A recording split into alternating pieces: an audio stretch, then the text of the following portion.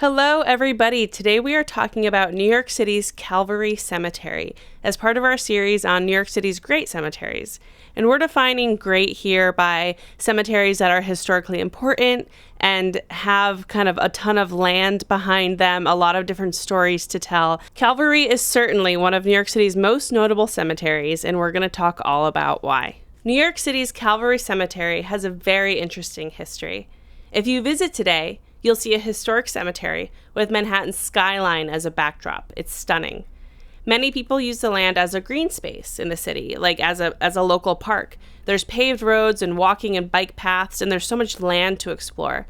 There's over 71 sections of graves. It's massive. In the early 1800s, a cemetery on Mott Street in Manhattan was nearing capacity. The owners, the trustees of Old St. Patrick's Cathedral, knew they needed to expand. Around the same time, the city was faced with a cholera epidemic and sadly needed to do something to increase burial sites. The state of New York passed the Rural Cemetery Act in 1847 that allowed for the burial of human remains to become a business for the very first time. The Board of Trustees of Old St. Patrick's Cathedral purchased land in Queens to turn into a cemetery, Calvary Cemetery. This cemetery was officially opened in 1848. It's spread across 365 acres of land, an expansion from the original 71. It has approximately 3 million burials, which makes it the cemetery in the United States with the most burials. The cemetery now belongs to the Roman Catholic Archdiocese of New York and is still managed by the trustees of St. Patrick's Cathedral. The first person to be buried at Calvary was Esther Anise on July 31st, 1847. Her cause of death is listed as a broken heart. Annie Moore is also buried here, known as the first person to pass through Ellis Island. After its opening, the cemetery was burying up to 50 people a day. Many of those, just under half, were poverty-stricken Irish children under the age of 7. Because the influenza and tuberculosis epidemics took so many lives, grave diggers couldn't keep up with the need, and family members were forced to dig the graves for their loved ones themselves. At this time, it cost between $3 and $7 to be buried at Calvary Cemetery, depending on your age.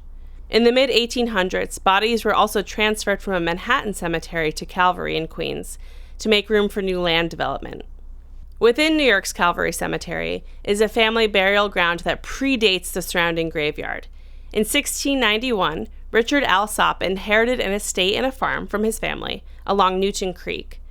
Alsop remained here until his death in 1718. He was buried along with his uncle, who he had received the land from, on top of a small hill.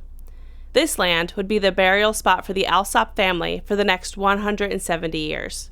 Richard's son and grandson, both also named Richard, went on to become prominent men in the area.